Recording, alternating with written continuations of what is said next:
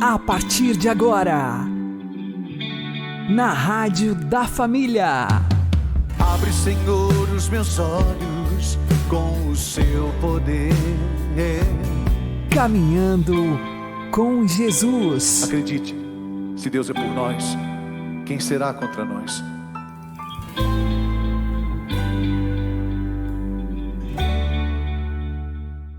A paz esteja com você, meu querido irmão e minha querida irmã.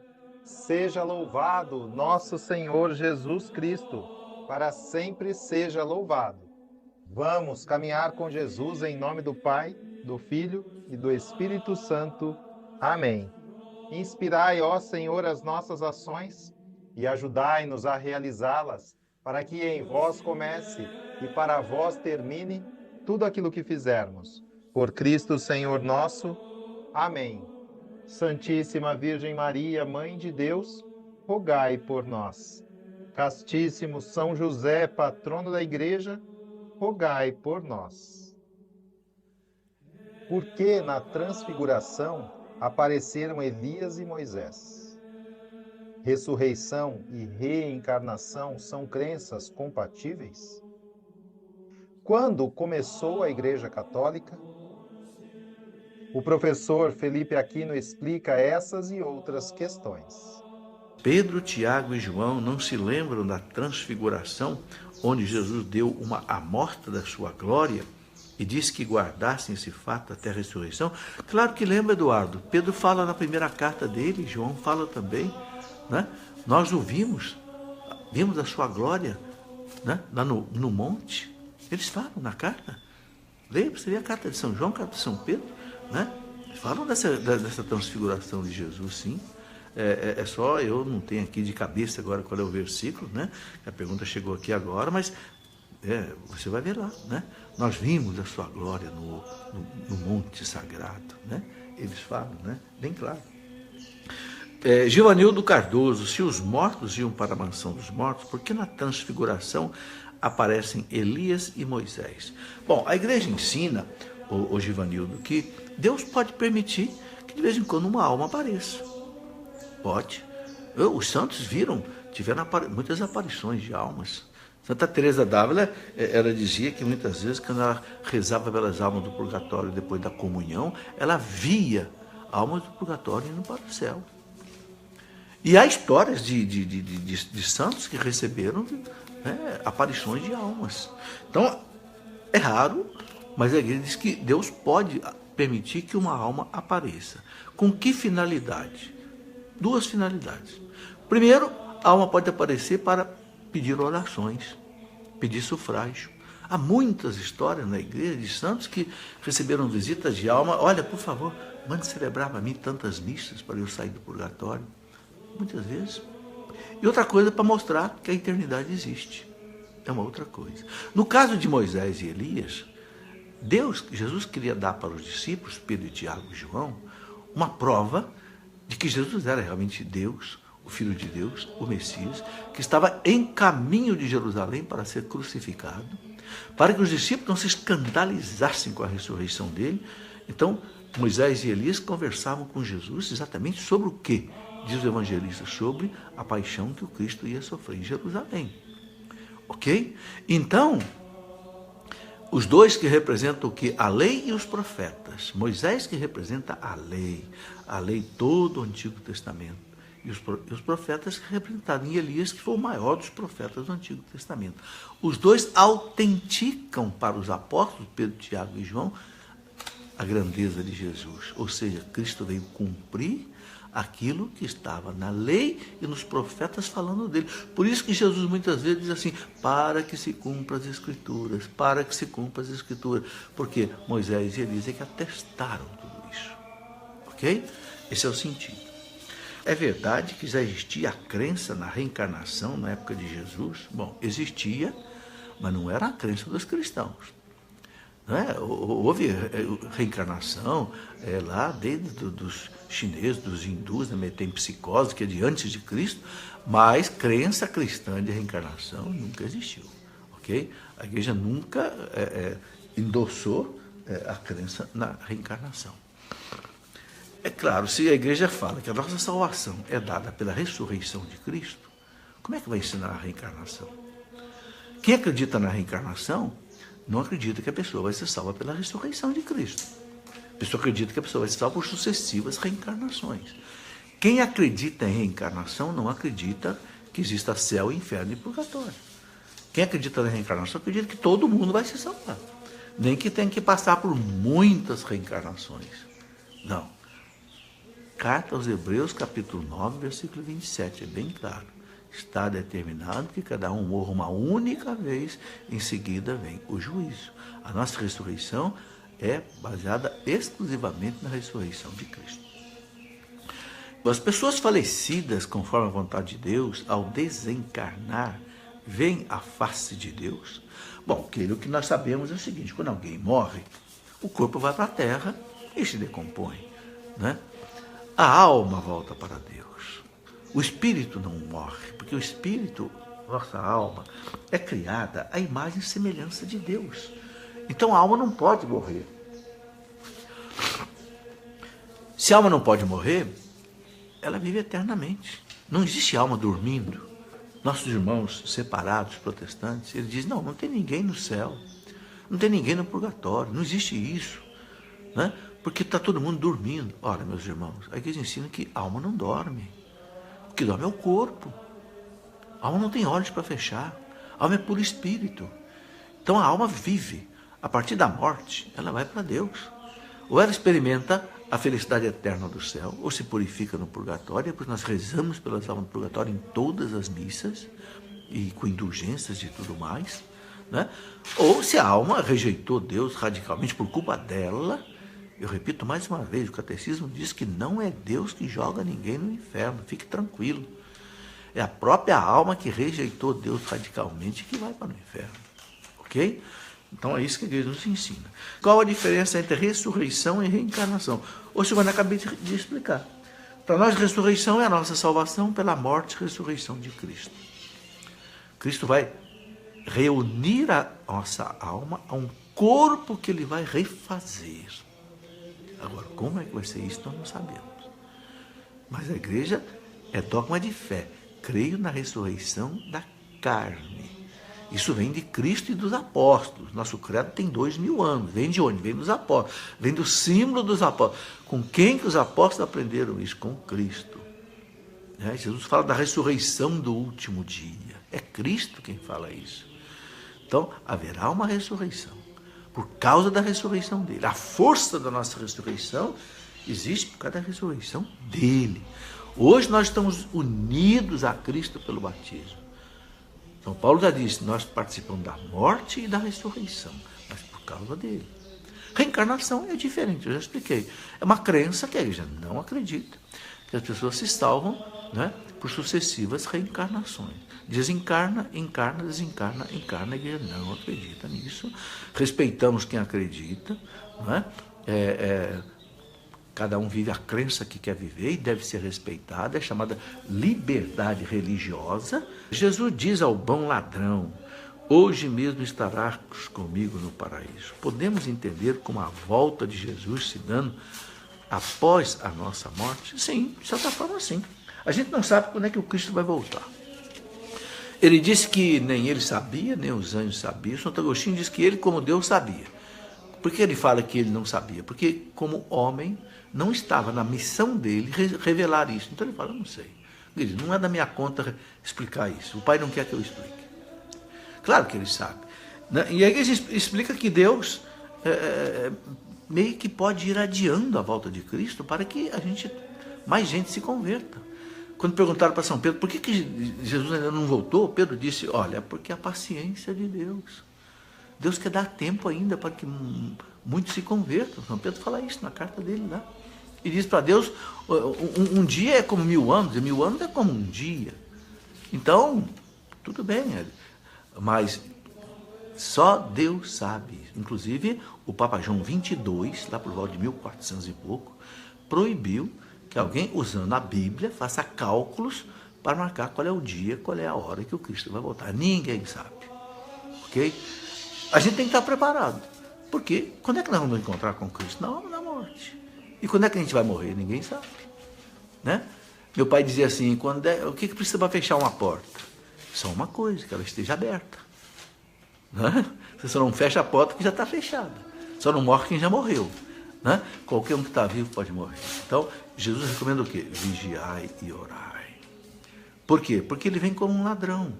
Não na maldade do ladrão, para roubar, matar, não, ele vem na surpresa do ladrão. Se vocês soubessem a hora que o ladrão vem, vocês ficavam vigilantes. Né? Mas ele vem exatamente na hora que a gente está dormindo. Então, ele diz, vigiai e orai. Né? Muito bem. Queria uma indicação de livro para entender quando a igreja tomou a forma de igreja católica de fato. Ô João Paulo, eu escrevi um livro que eu chamei de A Minha Igreja. Eu explico nesse livro o que a gente sabe, o que a igreja revelou. Quando é que começou a igreja católica? Começou com Jesus Cristo.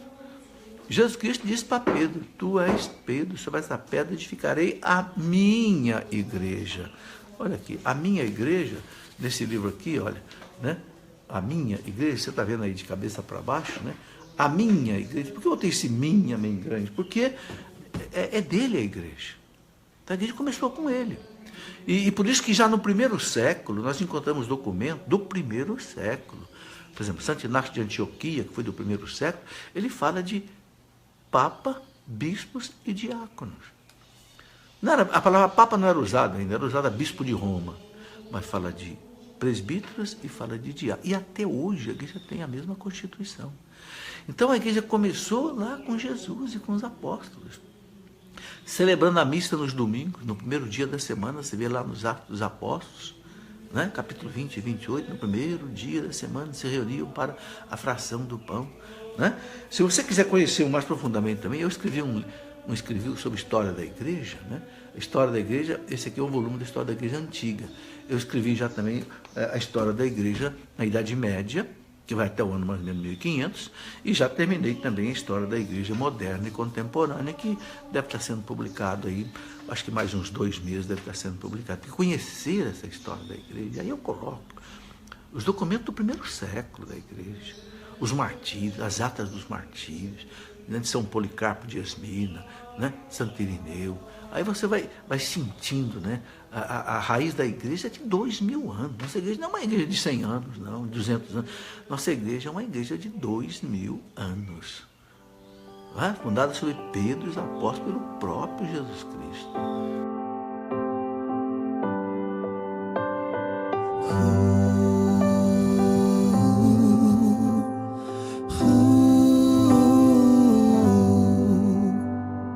Que santidade de vida, que homens devemos ser, pois se tudo no céu e na terra o Senhor chamará,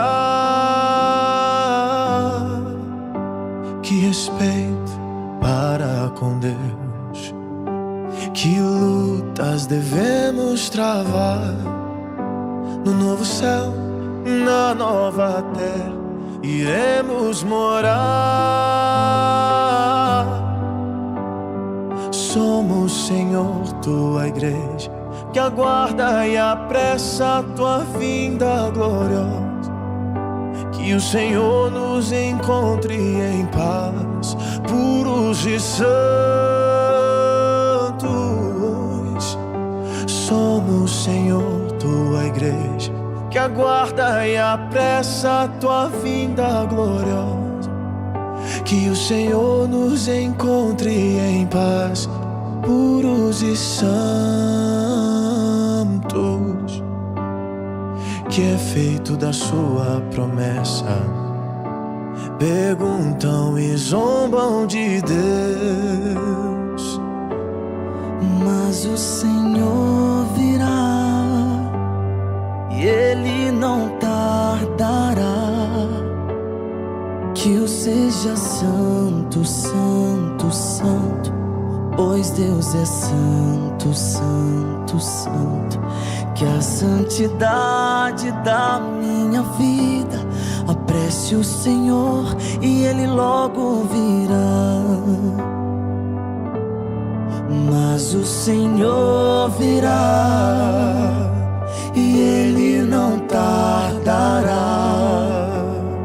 Que eu seja santo, santo, santo, pois Deus é santo, santo, santo. Que a santidade da minha vida apresse o Senhor e Ele logo virá. Logo virá, logo virá. Oh, oh. E Ele logo virá.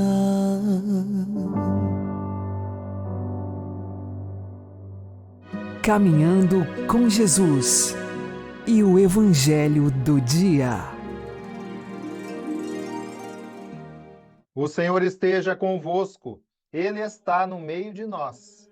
Anúncio do Evangelho de Jesus Cristo segundo São Lucas. Glória a vós, Senhor. Naquele tempo, o anjo Gabriel foi enviado por Deus a uma cidade da Galiléia chamada Nazaré, a uma virgem prometida em casamento a um homem chamado José. Ele era descendente de Davi e o nome da virgem era Maria. O anjo entrou onde ela estava e disse: Alegra-te, cheia de graça, o Senhor está contigo. Maria ficou perturbada com essas palavras e começou a pensar qual seria o significado da saudação. O anjo então disse-lhe: Não tenhas medo, Maria, porque encontraste graça diante de Deus. Eis que conceberás e darás à luz um filho, a quem porás o nome de Jesus. Ele será grande, será chamado Filho do Altíssimo, e o Senhor Deus lhe dará o trono de seu pai Davi. Ele reinará para sempre sobre os descendentes de Jacó, e o seu reino não terá fim. Maria perguntou ao anjo: Como acontecerá isso se eu não conheço homem algum? O anjo respondeu: O Espírito virá sobre ti, e o poder do Altíssimo te cobrirá com sua sombra. Por isso, o menino que vai nascer será chamado Santo, Filho de Deus. Também Isabel, tua parenta, concebeu um filho na velhice. Este já é o 6º mês daquela que era considerada estéril, porque para Deus nada é impossível. Maria então disse: Eis aqui a escrava do Senhor. Faça-se em mim segundo a tua palavra. E o anjo retirou-se.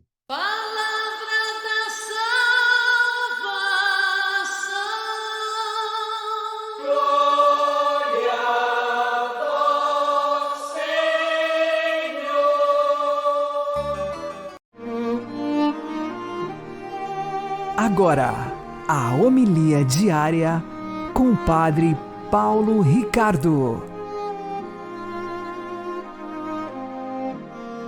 Meus queridos irmãos, nós celebramos a solenidade da Anunciação do Senhor. Que maravilha celebrarmos essa solenidade neste ano mariano, ano especialíssimo, em que a Virgem Maria ilumina as nossas vidas e nos ajuda nesse processo de conversão. O que nós vemos aqui, esse grande mistério da Anunciação do Senhor, é o mistério de uma obediência amorosa. Veja, enquanto acontece aqui na terra o que o Evangelho nos narra, o anjo do Senhor anuncia a Maria e ela diz: Eis aqui a serva do Senhor. Lá no céu, conforme nós vemos na segunda leitura de Hebreus capítulo 10, existe um outro sim que está sendo pronunciado. Ou seja, o próprio Filho de Deus está dizendo sim ao Pai na obediência, vindo e se encarnando. Este grande mistério da obediência, que é também ele descrito de forma extraordinária pelo capítulo 2 da Carta aos Filipenses de São Paulo, ele nos coloca diante de uma virtude um pouco fora de moda, a obediência. Ou seja, nós somos uma sociedade onde as pessoas pensam que fazer a sua vontade é o que realiza. Ou seja, eu preciso fazer o que eu quero, não preciso ser contrariado e nem contrastado. Mas a obediência nos leva a mortificar a nossa vontade e ela pode ser considerada, na verdade, o sinônimo da santidade.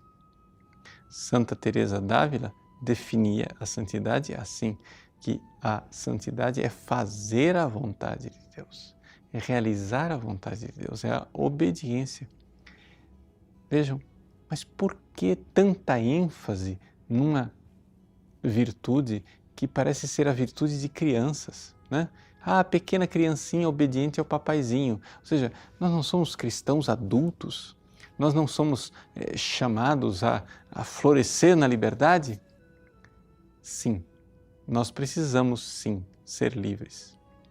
Mas, quando nós ouvimos a verdade de Deus e acolhemos essa verdade na obediência da fé, esta verdade liberta. É importante você notar isso.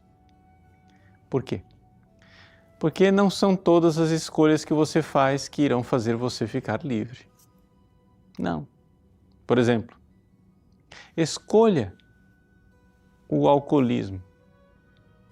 Você começa o processo escolhendo livremente. No final você é escravo.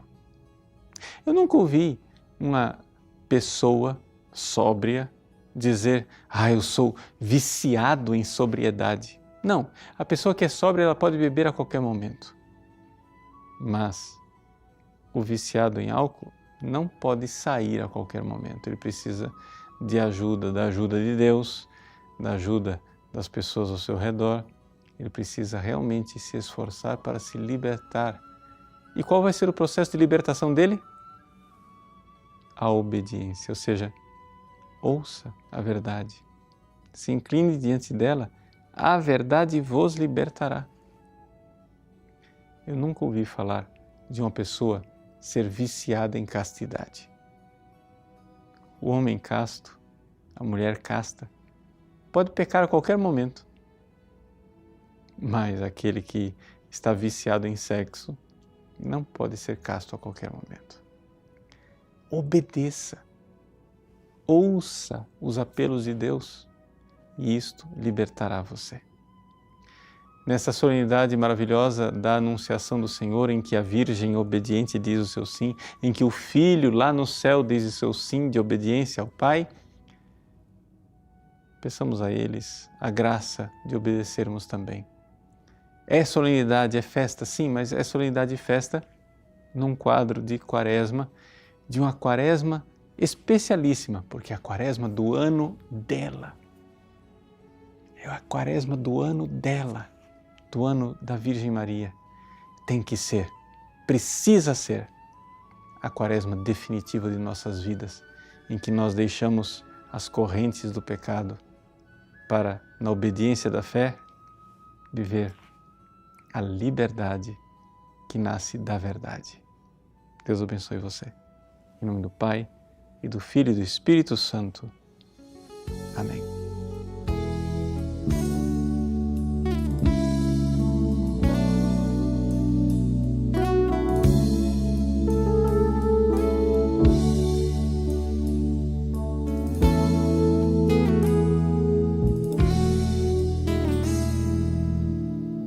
Quem serás tu, criatura bela, que encheu meu quarto com tua luz? O teu olhar me trouxe a paz, tua presença me refaz. Eu sou o anjo Gabriel, venho em nome do Senhor, darás a luz ao Salvador.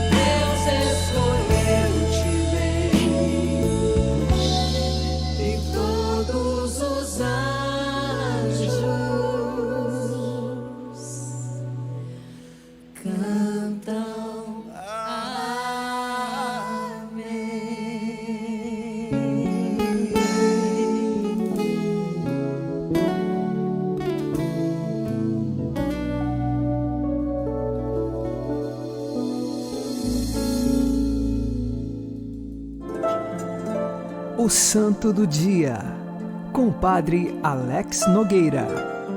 Neste dia 8 de abril, nós celebramos Santa Júlia Biliard. Santa Júlia nasceu no ano de 751, na França.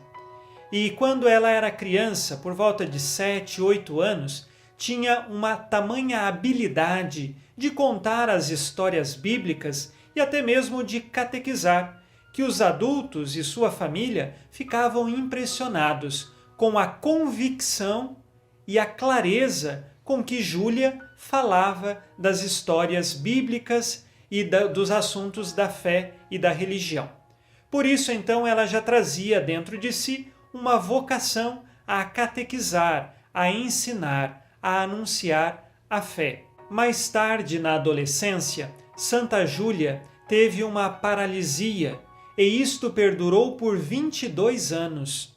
Ela perdeu seu pai, que morreu, e durante esses 22 anos foi um tempo de profunda catequese interior, porque ela pôde crescer espiritualmente, mas nunca perdeu no seu coração aquele espírito de ensinar, de catequizar. E então, depois de 22 anos com esta paralisia, milagrosamente ela foi curada. No ano de 1789, quando então surgiu a Revolução Francesa, ela teve de fugir da sua cidade, onde ela foi perseguida, e em 1793 ela teve uma visão em que Deus lhe dizia que lhe daria um instituto, e neste instituto, protegido pela sua cruz, ela então seria a fundadora. Isto aconteceu um ano depois, e ela então fundou as Irmãs de Notre-Dame, ou, em português, as Irmãs de Nossa Senhora, com o objetivo de educar as crianças pobres. Neste instituto, ela teve a oportunidade de ajudar inúmeras crianças que jamais pensariam em ter condições do estudo. Ela também é conhecida como uma mulher que dedicou toda a sua vida ao outro, principalmente aos mais pobres. O lema de Santa Júlia e de seu instituto era tornar o bom Deus conhecido e amado. Eis aqui o objetivo de sua vida: tornar Deus conhecido, mas não só conhecido na mente, mas também que as pessoas conhecessem a religião e amassem a Deus. Que nós saibamos encontrar o caminho do amor a Deus, porque às vezes nós conhecemos os conteúdos da nossa fé, fomos até bem instruídos, mas às vezes nos falta dar passos no amor a Deus. Nós precisamos amar a Deus sempre e cada vez mais, e só podemos dilatar o nosso coração de amor a Deus quando de fato pedimos a sua graça e abrimos as portas de nosso coração para que esta graça possa frutificar e crescer em nossa vida. Hoje, nós pedimos a intercessão de Santa Júlia para que saibamos conhecer a Deus e amá-lo verdadeiramente, e também que nossas crianças encontrem o caminho da verdade, uma boa educação, uma educação que esteja fundada nas virtudes e no amor a Deus nosso Senhor. Santa Júlia Biliard, rogai por nós. Abençoe-vos Deus Todo-Poderoso, Pai e Filho e Espírito Santo. Amém. Fique na paz e na alegria que vem de Jesus.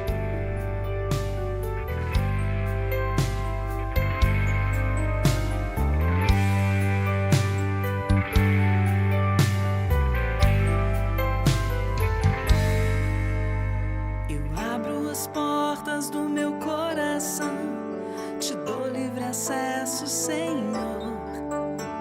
Eu abro as portas do meu coração, te dou livre acesso. Eu abro as portas do meu coração, te dou livre acesso, Senhor. Eu abro as portas do meu coração, te dou livre acesso.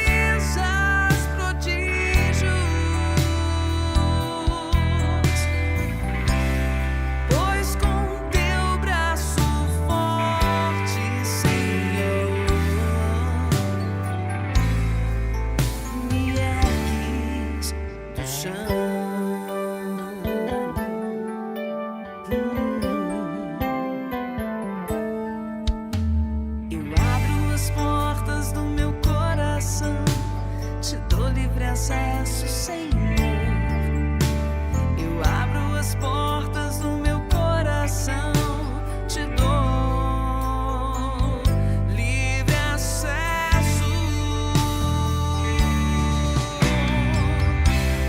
Pois com teu braço forte realizas prodígios.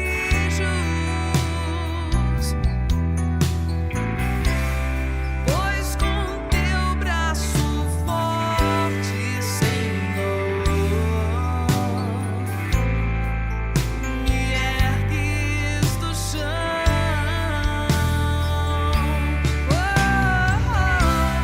Pois com teu braço forte realizas prodígios, meu Senhor. Pois com teu braço forte, Senhor, me ergues do chão.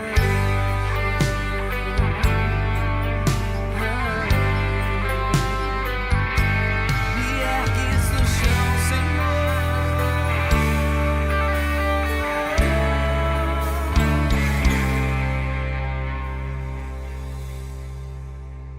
Você está ouvindo na Rádio da Família. Caminhando com Jesus. A principal missão de Maria quando veio à Terra era a de levantar as almas caídas da divina graça e reconciliá-las com Deus. O Senhor revelou a Santa Catarina de Sena que sua intenção, ao criar essa sua dileta filha, era a de conquistar por sua doçura os corações dos homens, sobretudo os pecadores, e atraí-los a si. Oh, quantos pecadores obstinados atrai todos os dias para Deus esse ímã dos corações, Maria.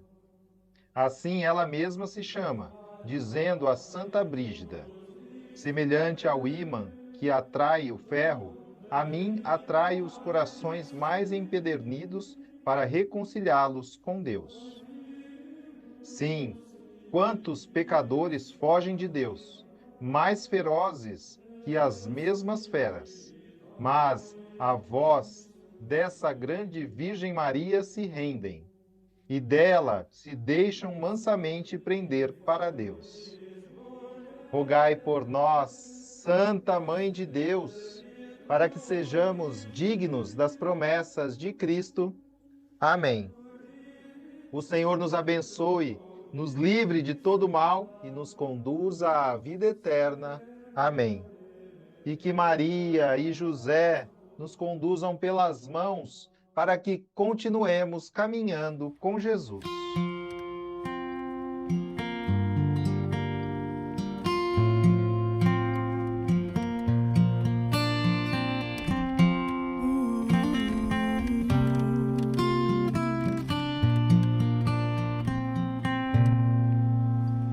Aqui estou, venho consagrar-me a ti, me ofereço por inteiro como prova da minha devoção. Aqui estou, ó incomparável Mãe, guarda-me, defende-me, sou todo teu. Rainha do céu e do meu coração, segura firme a minha mão, me ajuda a caminhar. Rainha do céu e do meu coração, segura firme a minha mão, guarda-me em teu Jesus.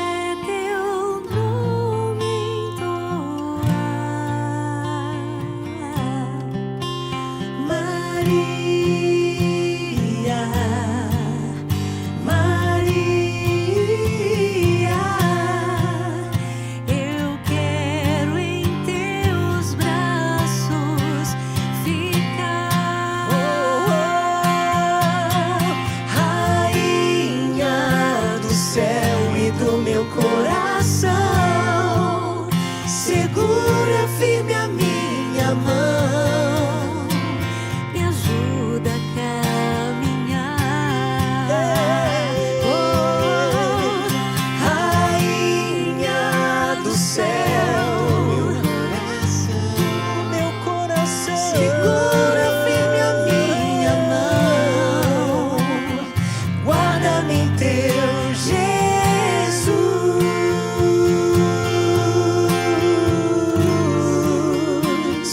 guarda-me em teu Jesus,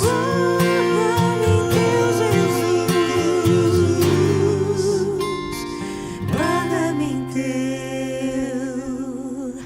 Jesus.